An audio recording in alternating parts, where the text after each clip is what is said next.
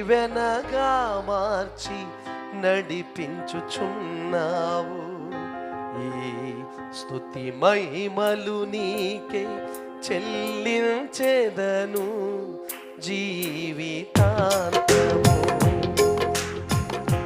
నాకు ఎత్తైన కోటవు నీవే, నన్ను కాపాడు కేడెము నీవే, ఆశ్రయమైన బండవు నీవే, శాశ్వత కృపకాధారము నీవే. నా ప్రతి క్షణమును నీవు దీవెనగా మార్చి నడిపించుచున్నావు.